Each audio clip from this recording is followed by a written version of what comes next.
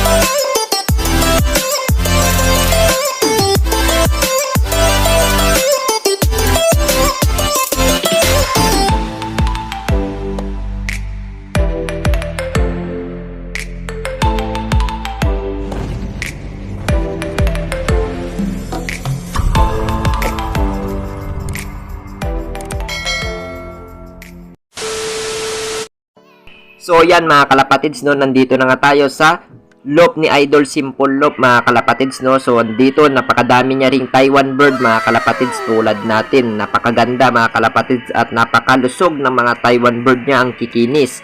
So ito yung example mga kalapatids ng isang Taiwan bird ni Idol. So 7 laps mga kalapatids, no. Si Idol Simple Lop mga kalapatids, no. So hawak nga nila yung isang Taiwan bird mga kalapatids, napakaganda. So nakakaiba yung Taiwan niya mga kalapatids, no. Alagang-alaga talaga. So mamaya mga kalapatids, puntahan natin yung breeder niya para makita nating lahat mga kalapatids yung ibon niya. So yan mga kalapatids, no. So kasalukuyan natin dito, yan nakaganda talaga. Magaling siya magpauwi mga kalapatids ng mga ibon. So dalawa yung loop niya dito mga kalapatids. Ito yung isa mga kalapatids, no, kung saan nandito lahat ng champion niya. So sa kabilang loop niya mga kalapatids, tulad nitong brown mga kalapatids, no, yan maminilan na yan na finisher mga kalapatids, no. Dami ng pinanalo na ibon na yon, yung kulay brown na yon mga kalapatids. So tignan nyo naman mga kalapatids, no, simple loop lang talaga. So yan yung isang Taiwan mga kalapatids, so yung kulay brown. So 7 laps mga kalapatids is CTRPA yung ban niya. Ayan yung ring niya mga kalapatids, no. Napakaganda, napakaangas mga kalapatids na Taiwan bird. So ganito mga kalapatids ang ginagawa natin pag maglo-loop visit tayo. So first time nga lang natin mag-loop visit mga kalapatids na nagvlog, so mahihayin kasi tayo. So puntahan natin mga kalapatids yung breeder niya. So yan mga kalapatids, no, pupunta tayo sa breeder ni Idol mga kalapatids para tignan natin lahat ng ginagamit niyang mga foundation mga kalapatids, no, yung mga pangdiinan niya na linyada. Diyos ko, may aso pa dito mga kalapatids, baka kagatin yung pek natin, yung pet natin mga kalapatids, no. Para lang tayong nagtutor dito mga kalapatids. Ayan, napakarami na rin palang alagang hayop mga kalapatids tulad ng mga manok na ito. So napakaganda talaga mga kalapatids, no. Mahilig siya sa hayop mga kalapatids. Ayun, no, may aso na naman dun mga kalapatids, no. So tignan natin yung mga breeder niya mga kalapatids, dito nakapesto. So marami rin siyang sisiw dito mga kalapatids. Isa ito na pangdiinan daw mga kalapatids, no. So joke lang mga kalapatids. So ito yung isang breeder niya mga kalapatids, tulad ng nasa atin, Taiwan din mga kalapatids, no. Bensing, ayan, no, kabisadong kabisado na natin mga kalapatids, nakasilpa sus, may stamp pa mga kalapatids, no. Napakalusog ng mga ibon ni Idol mga kalapatids, ayan, no. So napakaganda mga kalapatids, no. So ano kaya yung pair niya to mga kalapatids, no. So tignan natin mga kalapatids. So pakuha lang natin. So may Taiwan pa dito mga kalapatids, no. So tignan natin lahat yan mga kalapatids mamaya. So umpisahan lang muna natin tong unang pinakita ni Idol mga kalapatids, no. Hawakan rin natin to mamaya mga kalapatids. So sara na natin mga kalapatids, baka isarapan ng iba. So yan mga kalapatids, ito yung pair ng Bensing mga kalapatids na kinuha natin. So yan, no mga kalapatids, local bird mga kalapatids yung piner niya, tulad ng sinasabi ko sa inyo dati mga kalapatids, no. Mas maganda na ipasok sa local bird at saka imported bird mga kalapatids yung Taiwan. So bulag pa nga ito mga kalapatids, no, pero tsak na maganda ang record ng ibon na to mga kalapatids. Ayan, no, napakakinis mga kalapatids, no. So balik lang natin agad mga kalapatids, lalo na pag breeder yung hinahawakan natin. Kailangan hindi talaga sila ma-stress mga kalapatids, no. Pasulyapan lang natin, mahipo lang natin mga kalapatids, okay na. So ito yung sunod mga kalapatids, no. So tignan natin yung ring nya. So PHA mga kalapatids yung ring nya. So gumagamit pala siya ng PHA bird mga kalapatids, kaya pala nakikipagdiinan yung mga ibon niya mga kalapatids, no. So ayan, no. So maganda talaga ang paglolop visit mga kalapatids. Marami kang makikita, marami kang matututunan mga kalapatids, no.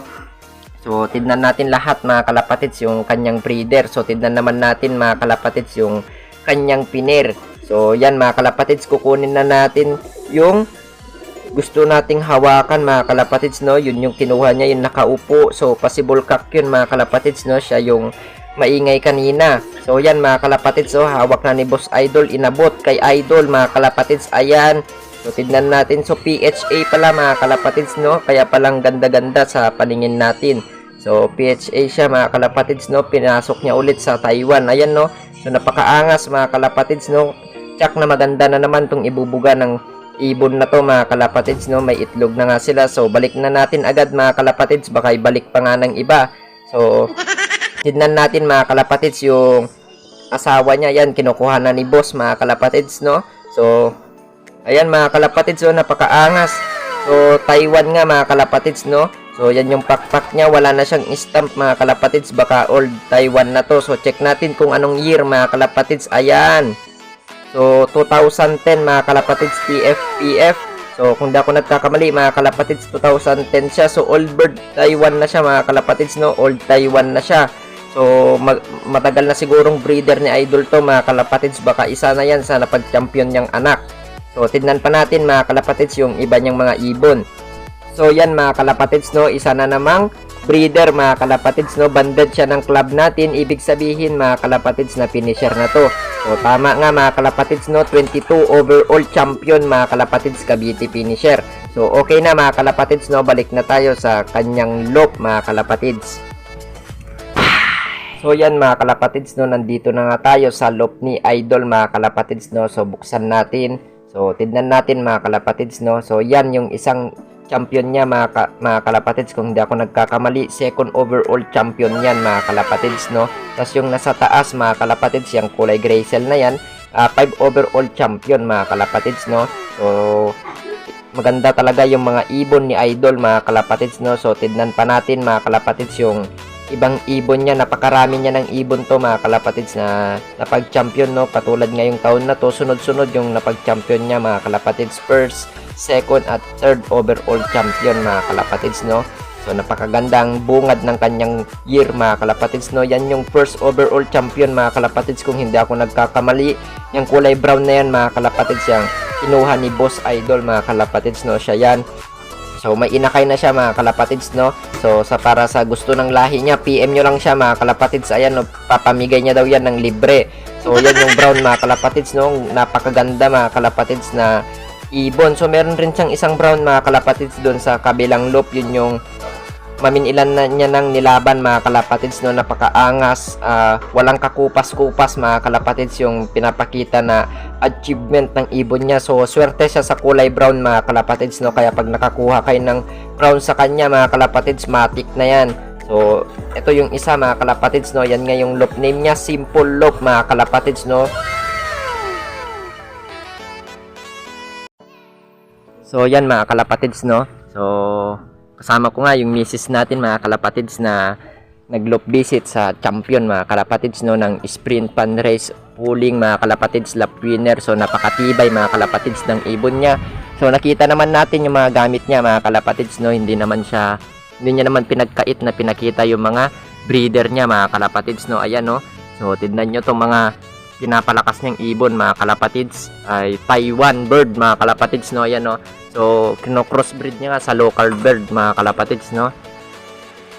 So lalo na to, napakaganda mga kalapatids na CTRPA. So last lap mga kalapatids, 7 lap yan. Ayan. So okay na okay mga kalapatids, goods na goods dahil pinayagan niya tayo mag-loop visit mga kalapatids dito sa kanyang loop mga kalapatids no. Napakaangas, napakaganda mga kalapatids ng ventilation dito sa kanila dahil nga maliwalas mga kalapatids at napakagandang uwi mga kalapatids ng ibon. Ayan no. So napakasulit mga kalapatids no. So mag-uwi tayo dito mga kalapatids ng isang Taiwan. So kukuha tayo mga kalapatids, isa o dalawa. I-unbox na lang natin mga kalapatids sa bahay mga kalapatids no. Yung dalawang Taiwan na kukunin natin, napakarami niyang Taiwan mga kalapatids. Kukuha tayo ng dalawa, baka kunin pa ng iba mga kalapatids no. So nakapagtapos nga siya sa katatapos natin na race mga kalapatids ng first overall, second overall at 5 overall mga kalapatids kung hindi ako nagkakamali. So try natin buksan ko mga kalapatids no. So ito mga kalapatids yung champion niya na brown mga kalapatids, yung famous na champion niya. Yan no. So tignan nyo naman mga kalapatids no, may inakay siya din. Ito yung pang last lap niya mga kalapatids no. So yan siya, hindi ako nagkakamali mga kalapatids no. Ito yung may stamp mga kalapatids ng last lap. Ayan no. Yan yung kalaban ng ibon natin mga kalapatids, katunggali niya. Pero ito mga kalapatids, maganda yung kanya kasi isa pa lang yung butas nito mga kalapatids no. Pasok ata ito sa 10 o basta pasok siya sa 15 mga kalapatids no. Ayan no. Hindi natuloy yung last lap natin mga kalapatids kasi hinarang sa border yung track natin mga kalapatids no. Ayan no. So, napakaangas mga kalapatids na mga ibon ni Idol mga kalapatids no. Ayan yung gray cell niya, 8 overall ata to mga kalapatids sa UFC kung di ako nagkakamali. So napakaganda mga kalapatids na mga ibon ni Idol. So ganyan na maganda mga kalapatids no. Napaka simple lang ng kanyang loop mga kalapatids, pero yung mga ibon niya bigatin. Ayan no.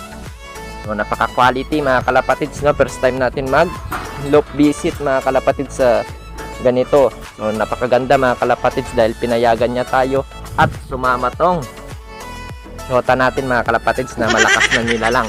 So lilibre niya daw tayo mga kalapatids ng McDo mamaya. So okay na mga kalapatids no. So balikan ko na lang kayo mamaya para sa mga susunod na mangyayari.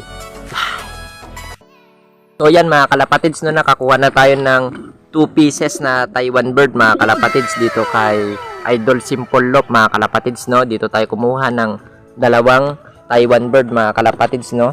Sa mga gusto ng Taiwan dyan, PM nyo siya mga kalapatids no. Marami rin siyang hawak na mga Taiwan bird.